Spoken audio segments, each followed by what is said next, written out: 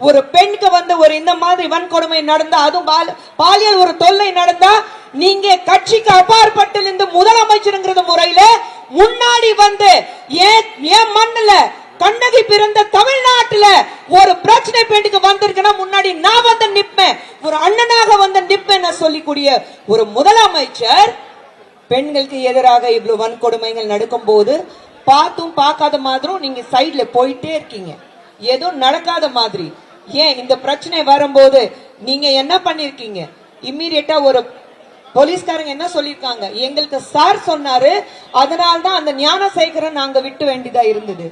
யார் அந்த சார்? யார் அந்த சார்? இன்னைக்கு இருக்கிற காலத்துல ஒருத்தர் இங்க நின்னுட்டு இருக்கீங்க, மொபைல் போன் ஆன் இருந்தா நான் சென்னையில உட்கார்ந்துட்டு உங்களை ட்ரேஸ் பண்ண முடியும் காலகட்டத்துல. யார் அந்த சார் போன் பண்ணாருன்னு உங்களால கண்டுபிடிக்க முடியல. இன்னைக்கு இந்த கூட்டத்தை பார்த்துட்டு 2000 போலீஸ் அங்க நிக்கிறாங்க, போலீஸ்க்கு இருக்கிற அதிகாரம் இல்ல, அந்த எப்படி யார் அந்த சார் கண்டுபிடிக்கிறதுக்கு உங்களுக்கு வக்கில்ல. இது பார்த்துட்டு பயந்துட்டு 2000 பேர் போலீஸ் பெண்கள் பாதுகாக்கிறதுக்கு வந்திருக்கீங்களா? இல்ல ஒவ்வொரு காலையில இருந்து ஒவ்வொரு வீட்டுக்கு போய் பெண்கள் இங்க வர முடியாம தடுக்கிறதுக்கு நீங்க காவல் கொடுத்துட்டு இருக்கீங்க, அவங்களை வீட்டுக்கு போய் அரெஸ்ட் பண்ணிட்டு இருக்கீங்க. நாங்க போராடினா உங்களுக்கு என்னங்க பிரச்சனை? நியாயம் கேட்டு போராடினா என்ன பிரச்சனை? இன்னைக்கு யாருமே ஒரு பெண் கூட நிக்கலன்னா பெண்ணுக்கு பெண்ணாக நாங்க ஒண்ணு நிப்போம், கட்சிக்கு அப்பாற்பட்டது. ஆனா ஒரு தமிழ்நாட்டுல ஒரு பெண்ணுக்கு பிரச்சனை வந்தா நாங்க நிப்போம். ஏன்னா இன்னைக்கு ஒரு பெண்ணுக்கு பிரச்சனை நடந்தா, ஒரு குழந்தைக்கு பிரச்சனை நடந்தா, நாளைக்கு உங்க வீட்டுல என் வீட்டுல அந்த பிரச்சனை வரதுக்கு வாய்ப்பு இருக்கு. நம்ம வீட்டு குழந்தை கிடையாதுன்னு சொல்லிட்டு நாங்க கைவிட மாட்டோம்.